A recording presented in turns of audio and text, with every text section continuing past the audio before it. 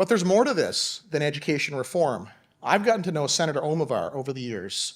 She helped found the Century Initiative, a national nonpartisan charity that's on a mission to responsibly grow the population of Canada to 100 million by the year 2100. Check it out. Canada, the true north, strong and free. We're not just poutine and maple syrup.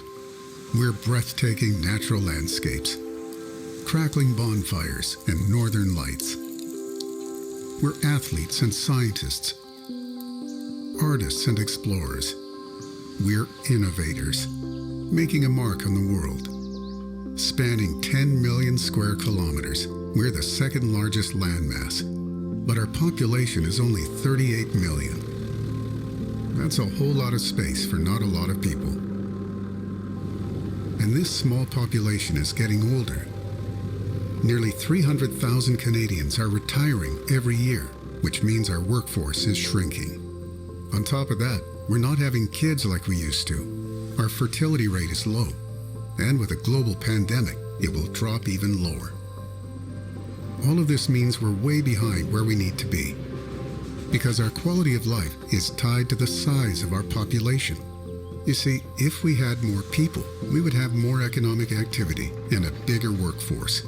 That means more potential tax dollars, which we could use to create more sustainable cities and improve social services, like affordable housing, green transportation, and that free healthcare we're always talking about. Plus, we would reinforce our reputation as an open and diverse society, giving us a more powerful voice on the world stage. But population growth doesn't happen overnight. We need long-term thinking, a vision, and a plan. That's what we do. Century Initiative is paving the way for policy change that leads to prosperity.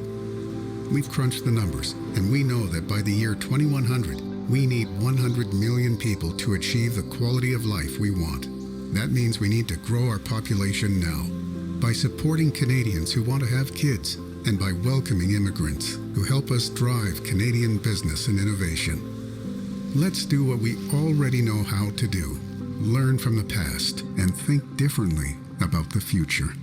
Let's create a bigger, bolder Canada. Part of why I'm so focused on population growth is the number one predictor of construction activity is population growth. It's an exact correlation. So think about it. We're talking about building 3 times as much stuff that exists in this country in the next 80 years. Just let that sink in. There's a great book entitled Nomad Century by Gaia Vince. It contains a stat that continues to floor me, and it's that several reputable forecasts from around the globe suggest that 3 billion people will move as a result of climate change this century. Where are those folks going to want to go? I've got my money on Canada. Let's zoom in and just look at Ontario over the next 10 years. This is a rough estimate of the social infrastructure required just in Ontario for a population growth of 3 million. And just to be clear, numerous folks believe that 3 million population growth within a decade is quite conservative for Ontario. 1,500 schools, hundreds of rec centers and emergency facilities, and 1.5 million homes. If there's 300 units in a condo tower, that's 5,000 condo towers within 10 years. Who's going to build this stuff if we don't encourage trades careers with our youth while increasing immigration? The preceding figures don't include the commercial and industrial projects that go with that population increase. Residential is about 60% of the construction market, so add, say, 40% more to what was on that slide.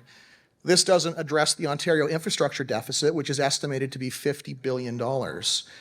And it does not address the cost of the clean energy transition in Canada. RBC suggests that it'll cost $2 trillion to transition Canada to a net zero economy by 2050.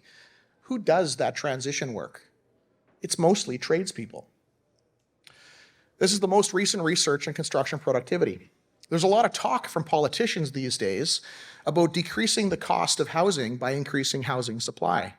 That will not work unless we can reduce or reverse decades of declining productivity in the construction sector.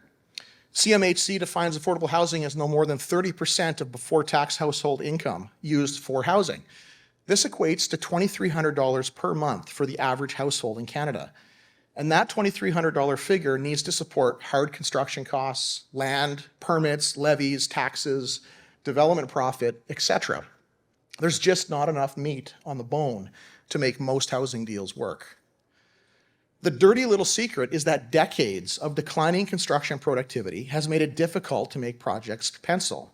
Yes, government needs to fast-track permits, reduce taxes, and optimize development fees, but we in this industry have got to fix our productivity woes. And just to be clear, I should just preface this.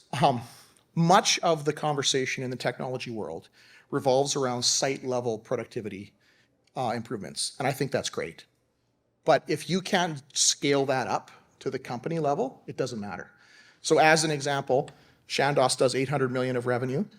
We have 800 employees. That ratio of one full-time employee per million of revenue has been very static in our organization for 20 years. We've got the folks from DPR here. They're doing 10 billion of revenue, and they got 10,000 employees. It's the same ratio. That ratio has been stuck for 20 years. The real benefits and the real reduction in construction costs happens when Chandos Construction can do $1 billion of revenue with 800 employees. That's when housing costs come down. That's when the real benefits of productivity increases occur out in the industry. And I think we need to shift the focus from the job site level to the company level and start to think about optimizing the entire company. But to make a point here, 30 years ago, a GC like Chandos needed a team of 3 salaried people to manage a $30 million housing project. Today, that same project costs $60 million and requires a GC team of 6 salaried people to manage. It seems like we need twice as many people to build the same building. Now, granted, the buildings are more complex today, but still, twice as much, twice as many people.